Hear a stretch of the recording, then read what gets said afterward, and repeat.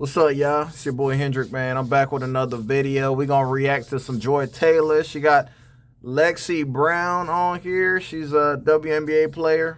I believe she's still in the WNBA. You might have seen her on Gil's Arena. She be on there. She was on there for a bit as well. And yeah, man, they're going to talk about a couple of different things, dating, and all that good stuff. So let's gather around and see what they got to say. If you're new to the channel, hit the like button, subscribe to the channel.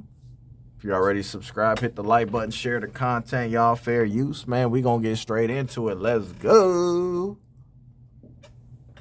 Dating as a pro athlete. Coming from overseas, or they're going pro early, or they're going to like the overtime, or they're going different routes. So the women don't also have that to compete with on the men's side, and then the men's side is just a mess. But I think that you said it, hit around the head, like the fans follow these players throughout their careers because we have to stay in college, and I think their fandom has just come over to the WNBA, and I think for the first time we're finally figuring out how to retain their fans in the W, and I think that's something that we've always had a problem with, but I feel like now we're starting to figure it out. So you mentioned your father. Your father had a very significant basketball career. Do you feel like you had to work extra hard to get out from under his shadow, or do you feel like it helped you? You know, it's funny, like, because I'm a girl, there wasn't really like a basketball shadow. It was like a privilege nepo baby shadow that I had to like shift away from. Like, you just have this because like your dad, but it was a very different conversation than like say what my brother's dealing with right now. Like, it 9 times out of 10 it really had nothing to do with basketball, because when I was younger, I wasn't very good, but I worked very hard, and then eventually I got better and better and better, so there wasn't really avenues for people to attack my work ethic and my game. So then it just turned into, oh, she's a spoiled brat, she's a princess, she's privileged, she's this, she's that. So that has kind of been the thing that I've had to work against the most, and basically like not talking about like how I was raised and the home I grew up in, and how I was just raised in so much love and support and experienced all these things when I was a kid, because I'm tough and I know I have a chip on my shoulder and I work hard and I want this really bad and I love basketball. So all that kind of had to get put to the side, even to the point where my parents don't even come around that much. Like, they were at home games, but like they be in the stands in the cut. Like, they don't like being on, my mom hates the camera, she doesn't like being on TV. They come to my W games when they can, but like I have 3 younger siblings, so they kind of like have taken a major backseat in my professional life, which sometimes I'm like, why are y'all doing that? I'm like seeing everybody else's parents at like every game, courtside, yelling at the refs, like get into it with fans, and then I'm just like, well, I would actually not like if my parents did that either, but I would love them to like be there. But it's like us finding that happy medium, and I think they've been so supportive from like a distance, like, and I'm so appreciative of them. But like the fact that they felt that they needed to kind of hands off of it because of the stigma that comes with coming from an NBA family, an NBA dad household, him being my coach growing up. So when I got to a certain level, he was like, okay, baby girl, you got it. I taught you well. Good luck. I think that is a poison in our community. I think it's fucking ridiculous. White people do not deal with that. They don't. They do not. They do not. If you got at a successful white daddy and you're successful and your mother is there and you've got a big happy family, it's just a great thing and you're a great kid and blah blah blah. You have to explain that you had a loving home. Do you know how fucking stupid that is? Yeah. And it's sad because the only place in my life that I have experienced that is basketball. Everywhere else, it's like not really a thing. And I don't want to say it's an issue because I'm still here, I'm still playing, I've found major success on and off the court.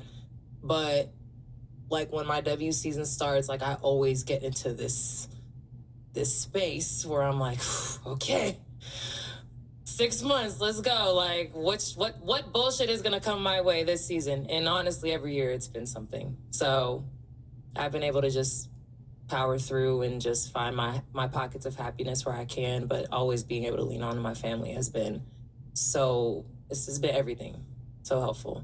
What's the biggest misconception about the WNBA? that we all hate each other, like all the players. Like, no, I mean, do you like everyone that you work with? No. But do you hate them? No. Well, We're not here. We're competitors. I cannot say that about every workplace. But no, but it's like, again, it's work. Like, this is our job. Yeah. So I feel like because there are certain athletes, and that's across the board, that really like pour their whole personality is the fact that they play this sport, and it's like, it's my life, it's everything, da da da da. And that was kind of like what the type of WNBA player I thought I was gonna be, and then I got cut in the off season with no conversation at all after my third year. After the bubble season, I got waived, like, out of nowhere. Didn't hear from the coach, no coaches, front office, nothing. My agent told me that I was getting waived 2 weeks before training camp was about to start. Man, the NBA, the professional sports, it's very cutthroat, man. That is crazy. Very cutthroat. You can be preparing for the season. We see it all the time, like in the NBA, WNBA, like these other sports teams. Hey man, when they want you gone, you gone. You seen what the Clippers did. You see how the Clippers did CP3. I mean, man, I woke up a couple days ago. I'm like, hold on, it's 2, 3 in the morning. Breaking news: Chris Paul's been let go by the. I'm like, hey, they did this at 3 in the morning. Well, I mean, they did this at midnight Pacific time. I'm like, oh, that's nasty work, man. I'm telling you, man. Being a professional athlete, I mean, I couldn't relate to them, but hey, there's the business aspect of it that a lot of people don't talk about. I'm glad they have podcasts like this too. So that kind of forced me to kind of just remove, like, okay, this is not who you are. Like, you play basketball, you play in the WNBA, you work your ass off, you clock in, you clock out. That's what you do because you love it. But that moment completely like changed my outlook of how I approach basketball. And now I like approach a lot of my teammates. Like, first of all, I've been on so many teams. I know so many players. Yeah. Like, it's a blessing and a curse, obviously, because why would you want to be on so many teams and around? Like, it's so hard to navigate that. But I've been so grateful to be able to meet so many of them and get to know so many of them in different ways. And yeah, not everybody likes each other, but like, we don't hate each other, but like, there's a lot of love in the W, from the vets to young ones. So like, I feel like the last 2 years, that's been like a crazy misconception. But now I feel like with Unrivaled, with Athletes Unlimited, now that we're more visible in the off season, people are seeing like there's like real love and relationships and friendships that are in the W. Is it difficult when teammates are in relationships? Does that cause? So from my personal experience, it has not been a problem. Like, I feel like when I was in Chicago, Courtney Vandersloot and Allie Quigley were married, and a lot of people thought they were like siblings that didn't know, because they're like both little white girls with blonde hair. So like, even people would like reach out to me and be like, oh my God, like those sisters on the team. I'm like, no, they're married, but that's like, they just like conducting themselves in a professional way. Yeah. So like, I don't have anything negative to say about having teammates that are in relationships with each other. Like, I don't understand it personally, because like, there's a lot of people, why would you want to date this person that you see all the time? But things happen that way. I don't judge it. I just deal with it, because you have, like, there's no choice, you have to deal with it. But my personal experience has been fine with having teammates have a relationship. Is it hard to date as an athlete? What do you mean? Well, I mean, you have a pretty, not unpredictable life, but like, you travel a lot. Yeah, in that regard, yeah. You might not necessarily be in the same city for half the year. Yeah, and my schedule is like pretty like set in stone, as far as like, I can't just like drop everything and leave. But it's like funny, like being an athlete, it's like you go from like just regiment, and then you have the off season, but that's still like a very short amount of time, and then you're back on your schedule. And for me, I'm very type A. Like, even traveling, like I say, I love to travel, but I cannot be gone for too long because I have to work out. You stay somewhere. Right? But I always gotta stay have with a vacation pick. I'm like, damn. And there is a gym. That's why I don't do Airbnbs on trips. I can't. I need a gym everywhere I go. So that was when I went to I bring Greece. my gym clothes, but I don't be at the gym. No, I was in Mexico with my friends in January, and I got up every morning and worked out because I had Athletes Unlimited coming up. And they're like, you're a psychopath. Like, why? We're in vacation. Why are you working out? I was like, because I had to go to work in a few weeks. I'm hanging out with y'all, but I got to go to work in a few weeks, so I have to make sure I stay in shape. So, yeah, it's hard just being so unpredictable and just being, I'm very set in my routine. I can't get knocked off it very often, so yeah. Is it true that some of the women trick? I'm a retired trick myself, so it's no judgment. I don't know anything about what? Hold on, wait a minute. Hold on now, Joy. Hold on now, you be out here giving you a little okay, sugar mama.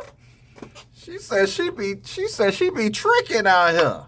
She a retired trick. She was tricking on these men.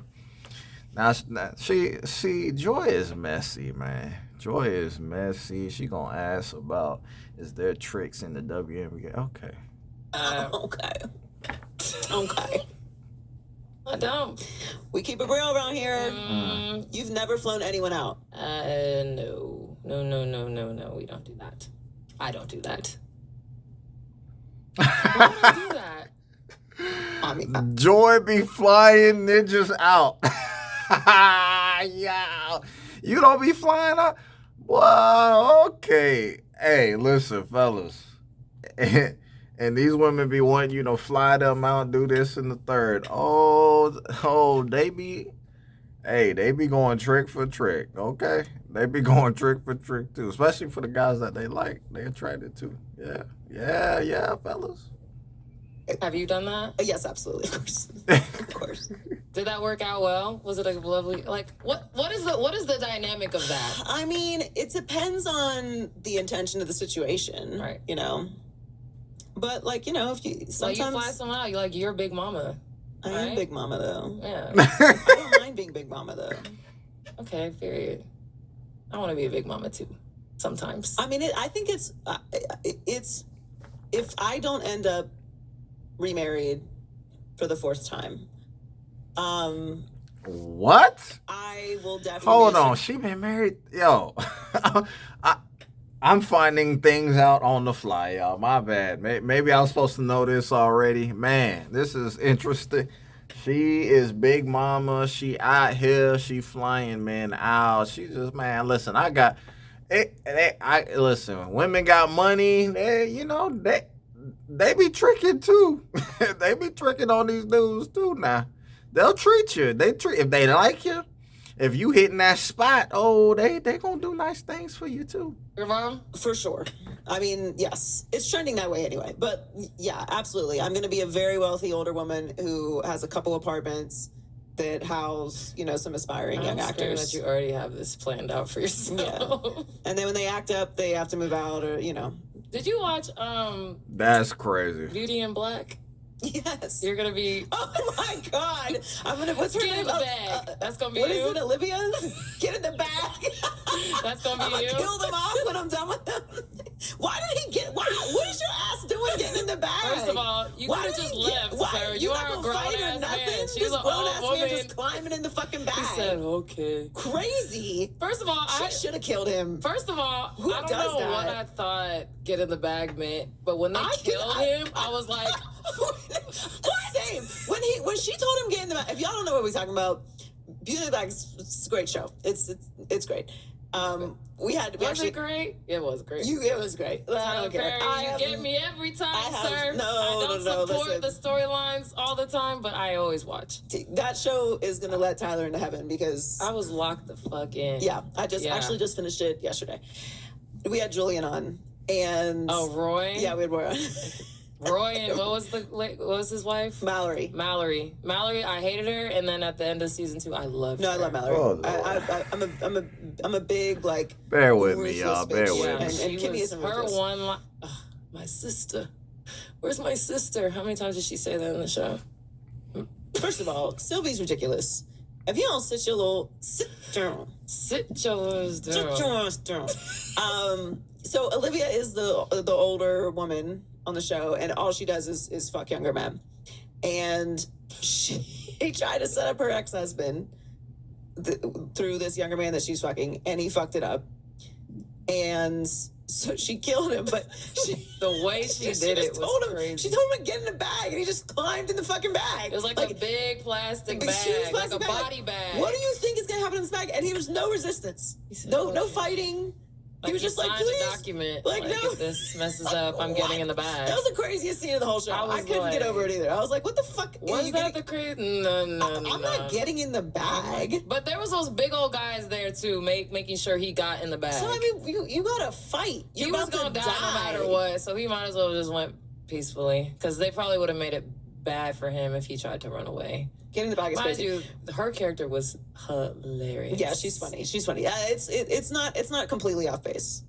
Yeah, it's not completely off base. I even kind of have her haircut. You do kind of. Yeah. Now you just need put some cream. Yeah, I just need lots of money, and the young men are already there. Yeah. How old are you? 31. 31. Yeah. So you're not in the window yet of like the YNs being like bad for you. What window? What age does that happen? I think probably third. I don't think it's like an official start to being like the cougar.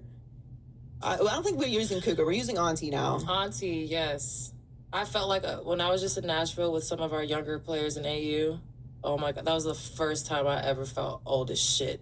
Like, we were talking about MySpace, Facebook, our top 5, and they were just like, "What are y'all talking about?" And I was like, "Oh my God, it's here." No, it happens quick. It's happening. It happens in one conversation. I was telling y'all earlier, I was like, I'm the little baby, the little teenage 31-year-old. You are a little baby. I get treated like one. I mean, no, you're a grown woman, but I'm saying, yeah, like 31 is young, and I lean into it. Yeah, it's the baby face. You do have a baby face, and it's good though. Like, I think my whole life, I have always looked forward. I have always like wanted to be older. That was because of having a tough childhood, so I just like so much looked forward to like being old enough to have control of my life. Mm-hmm. But then being aspirational, I'm like, okay, I need to get older so I can do this, and then I need to work on this, and then there's I have to get to this step. So I think I'm very comfortable with my age, but I've always like been feeling or looking to being older as opposed to like thinking about being young. Do you feel like you like missed out on any type of experiences because you felt that way? I think I missed out on, I think it wasn't up to me. Like, I think when I was a child, I wasn't able to be innocent, but that was sort of taken away from me. So those years, I feel like I missed out on.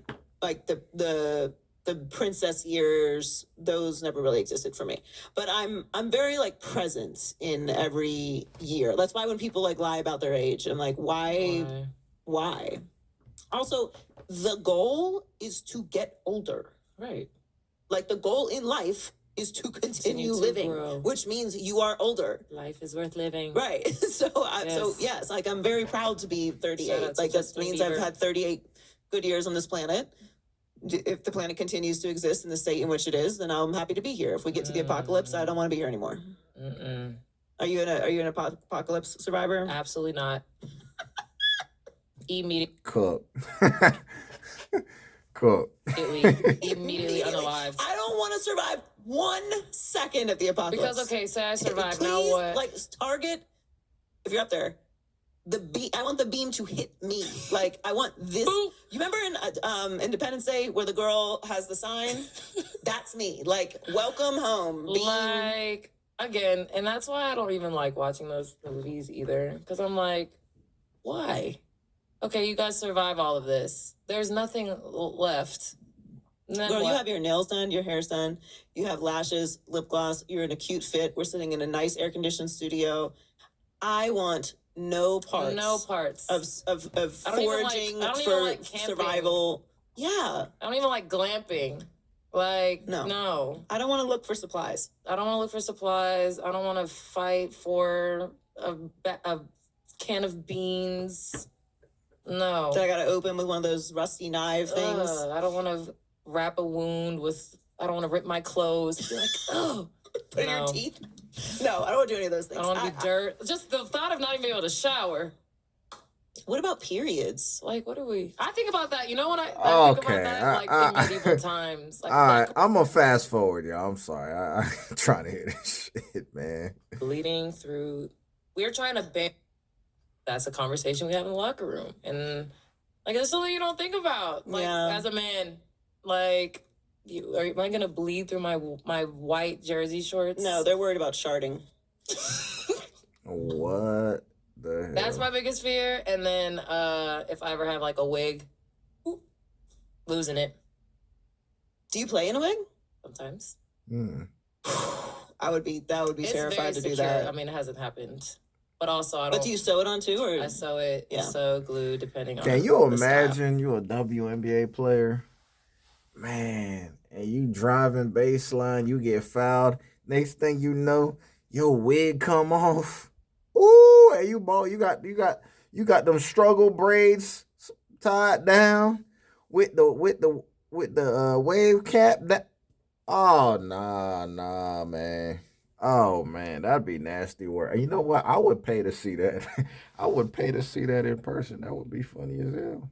Oh, I like to switch up. I mean, there's a lot of girls in the league who play with wigs. Yeah. Oh, so, for sure. I've only seen a handful of times that's happened. Yeah, but the girls know what to do. Yeah, you dive on it like a grenade. Just hide it. Roll over on it. We got you, sis. Like, so you've talked about having Crohn's. Mm-hmm. Is that something that is also difficult to play with? How are you managing that? At first it was. Now I don't have any issues. God willing. Like there's flare-ups, those happen, but I haven't had one in a long time. But so this will be like my third year. And at the top of the year, it'll be like my third year dealing with it, being diagnosed. So the first 2 years were like really hard. One, when I was getting the symptoms, like just not knowing what it was. So I was trying to just play through the symptoms, not knowing what was going on. So that was May, June. I didn't get the diagnosis until January, and then I didn't get to start my medication till the end of January.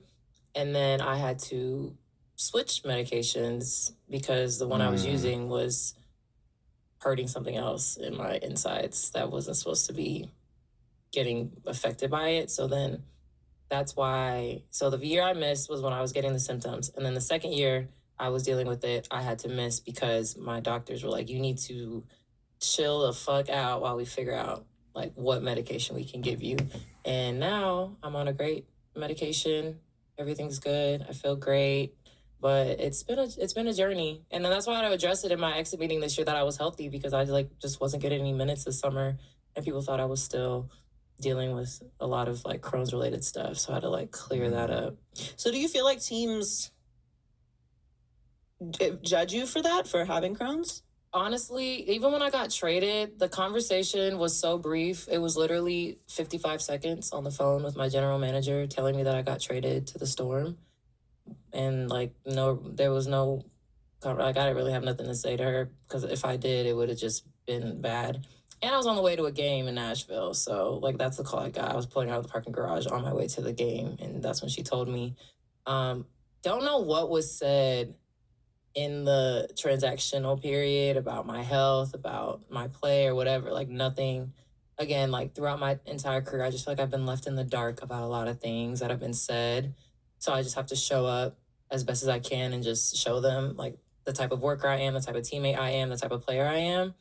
But I do think there may have been things mentioned in the process of me going from LA to Seattle about like, oh, just be careful about her and her Crohn's, like she might be like a health liability or whatever, which was unfair because this is not something that anybody really knows anything about but me. Like there's not a test for it. I can't go to the training room and be like, oh, this hurts right now.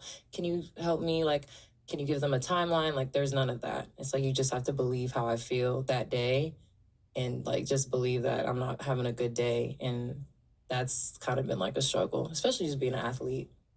Yeah, I mean, I know athletes that have had different types of ailments who do not want to disclose it because then you get labeled as that.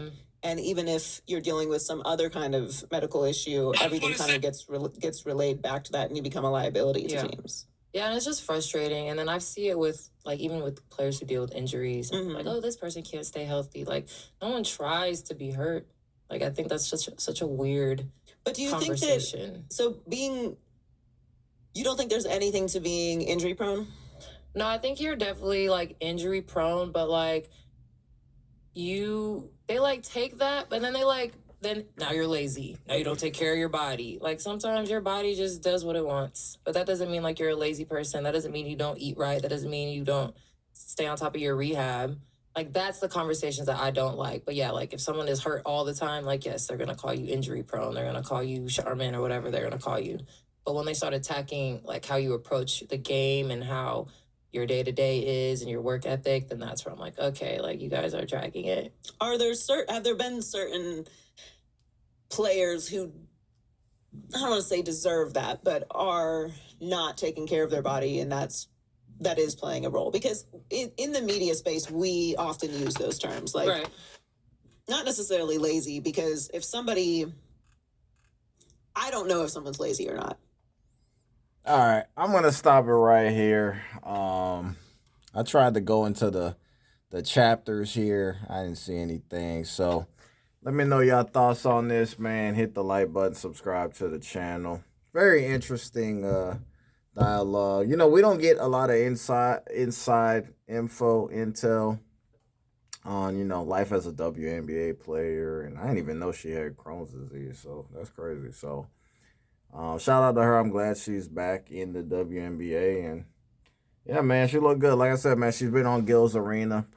Pretty cool overall, bubbly personality. I think she's a very attractive woman. So, yeah, let me know your thoughts on this interview with Joy Taylor's wild, man. Cougar work is crazy. She be tricking y'all, apparently. So, let me know your thoughts. Hit the like button, subscribe, man. Support the platform. I appreciate y'all. Y'all be blessed. Peace.